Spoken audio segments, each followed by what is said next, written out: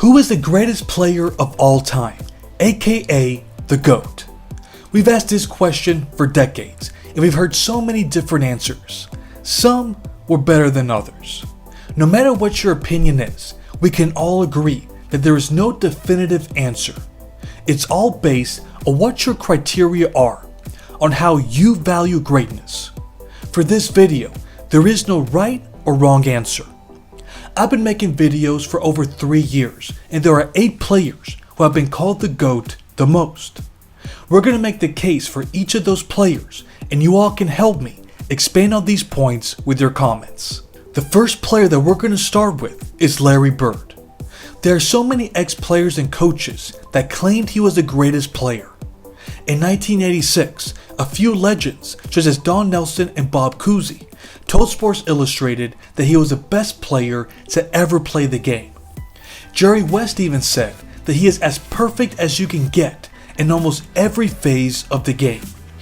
That right there is what convinces so many people that there has never been a better basketball player, is that he dominated without relying on physical attributes or athleticism.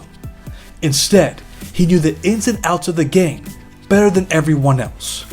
The proof is in his multitude of achievements. He and Bill Russell are the only players to have won 3 straight MVP awards. It's no wonder that he is 4th all time in career MVP chairs. From his rookie season to the 1988 postseason, he led his team to at least the conference finals for 8 of those 9 seasons. That includes 3 titles and 5 finals appearances.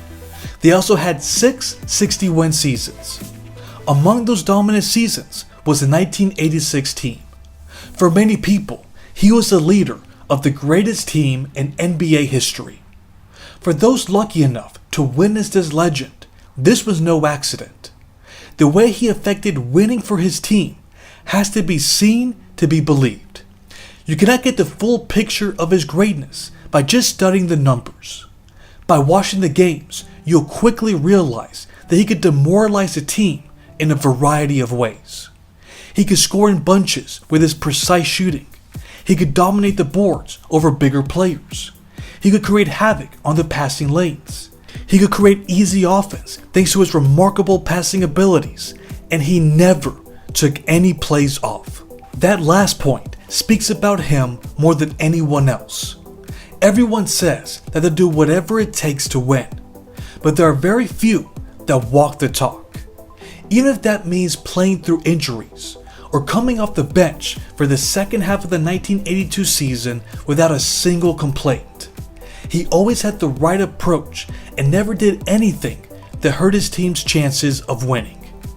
If you care about peak performance and the intangibles of the game, then you have every right to believe that Larry Bird is your GOAT. We transition to his biggest rival, Magic Johnson. He is the best floor general and showman the league has ever seen. What's even more impressive is that he got us all hooked without scoring many points. There are many instances where he had complete control of the game while barely scoring over double digits. That's what makes his greatness so unique. He ran the Lakers' fast break offense to perfection, and he knew how to get the most out of the talent surrounding him. His claim to fame might have been his flashy passes, but that's not the only thing he excelled at. He was an extremely versatile player. Did you know that he's currently 3rd all time in career triple-doubles? He accomplished that while playing less than 1,000 career games. That right there is his biggest selling point, is that he accomplished so much despite his career being cut short. He won 3 MVPs in 4 years. He's in fact 5th all time in career MVP shares. The value that he brought to the Lakers played a big part in them reaching the finals 9 times in 13 years. During that period, the Lakers averaged 59.3 wins. That's right, with Magic under center, they nearly averaged 60 wins per season. In total, he was a part of 6 60-win seasons, and he never missed the finals in consecutive years. Just like we mentioned for Larry Bird, he was the best player for a historically great team. For many people, the 1987 Lakers are worthy to be mentioned among the greatest teams in NBA history. He wasn't just the league's greatest entertainer, but also one of his greatest winners. We have never seen a point guard dominate as he did. There are far too many players at that position who become more and more limited the deeper they get into the playoffs. It's as if they didn't know when to put the point guard duties down and just take over. No one else knew how to juggle those two roles so seamlessly as Magic did. If you value a player's peak over longevity and how they affected winning for their team, then Magic Johnson has a strong case to be your GOAT. Now it's time to show love to the basketball OGs. We'll first start with Mr. Guinness himself, Wilt Chamberlain. This player holds an astonishing 72 records. We're not going to go through them all, but here are some of his most notable ones. He's had 118 career 50-point games and 32 career 60-point games. He's the only player to pull down over 2,000 rebounds in a season. In his final season, he averaged the highest field goal percentage, 72.7%. In 1962, he averaged 50.4 points per game and scored over 4,000 points. Among his many historic performances was his 100-point game against the New York Knicks. Now think about this. All these records that he holds haven't been broken for at least 51 years. At this point, it's safe to assume that it will never be touched. The things that he accomplished are so mind-boggling that we stop to think about them. I think the reason that we dismiss them is because we understand that the numbers are a bit tainted. During this time, there were much more possessions than there are now, which allowed him to record all those ridiculous numbers. It's also fair to say that there were hardly any teams that had a player physically capable of stopping him. He was a man amongst boys. But on the other hand, they played the same 48 minutes as they always have. Nowadays, it's frowned upon when a player plays over 40 minutes. It's an injury waiting to happen. Wilt wanted to play every second of the game, running up and down the court, grabbing every rebound, and taking a crap load of shots. We should be marveling that an athlete was able to accomplish all of those things. He wasn't just dominant individually. In the 2 times he won a title, he led his teams to a historically great season. The 1967 Sixers and the 1972 Lakers are both widely considered as one of the 10 greatest teams ever. Speaking of unbreakable records, he also led the Lakers to a 33-game winning streak. It makes you wonder what he could have accomplished if he had that kind of talent during his prime years.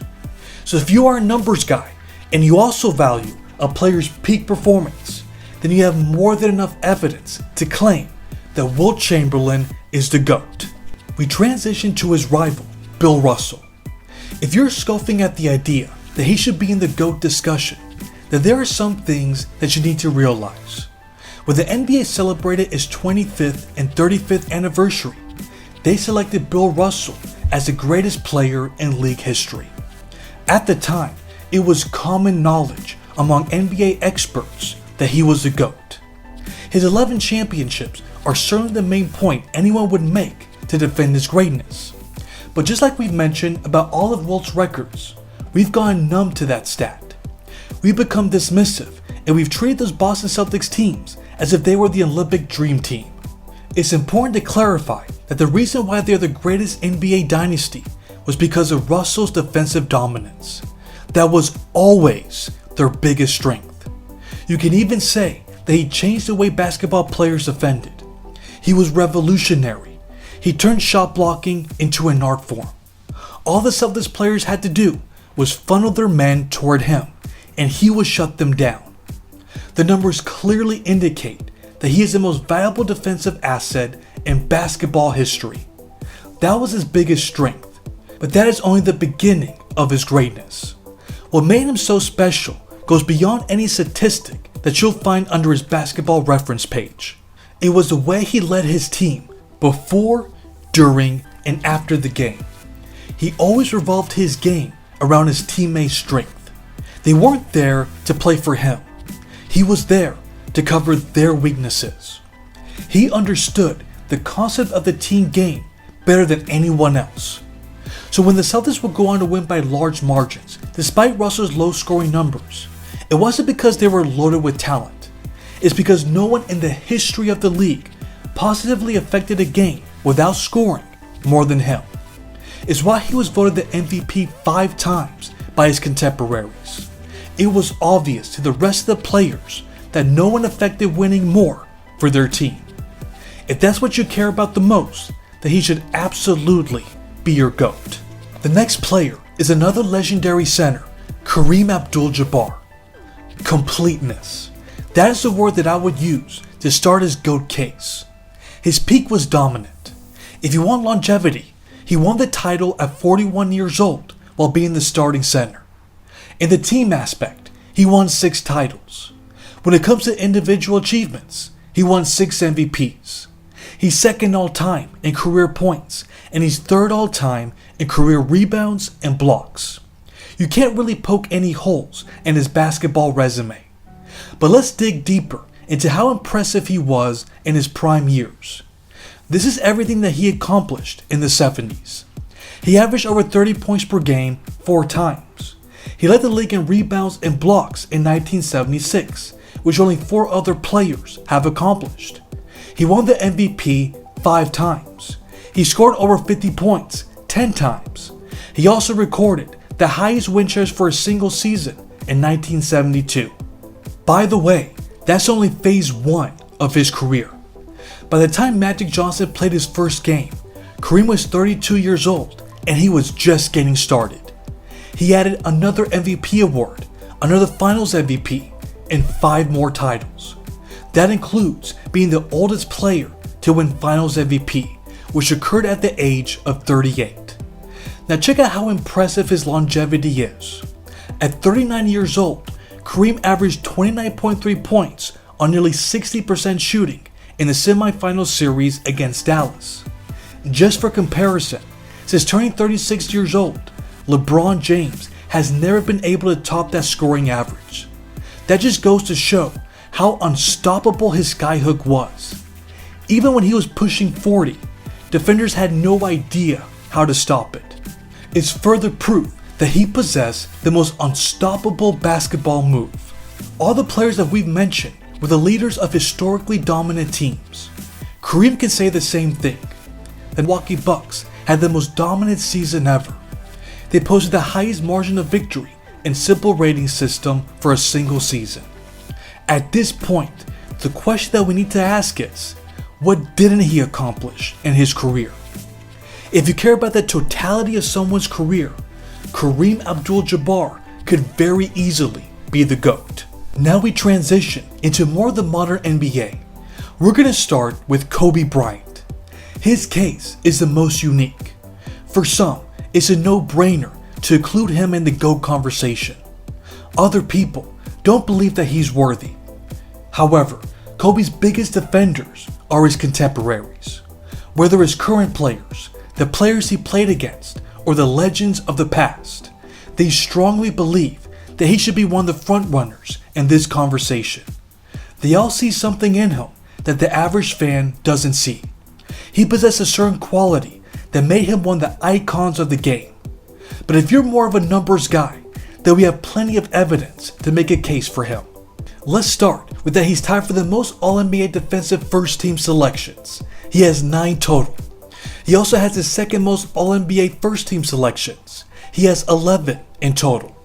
Since the merger, he's the only player to average over 40 points per game for a calendar month multiple times. He's done it 3 times in his career.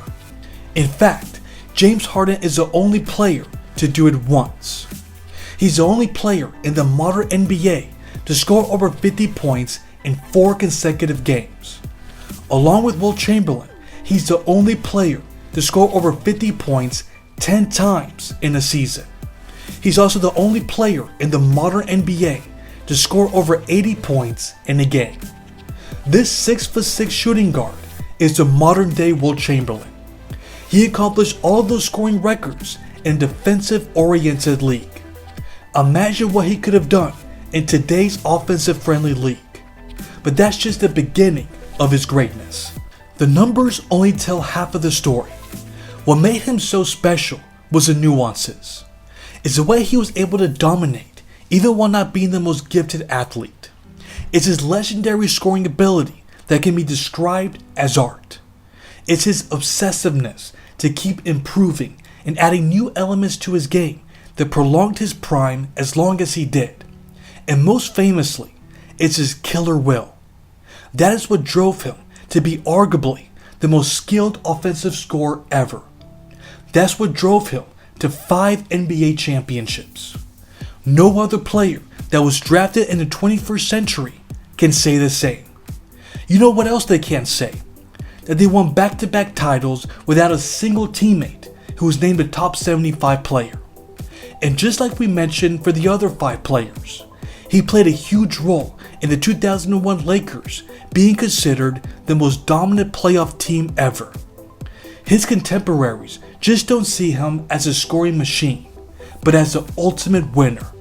If his GOAT case is good enough for them, then it should be good enough for all of us. We move on to LeBron James. The whole foundation of his GOAT case is that he possessed the total package.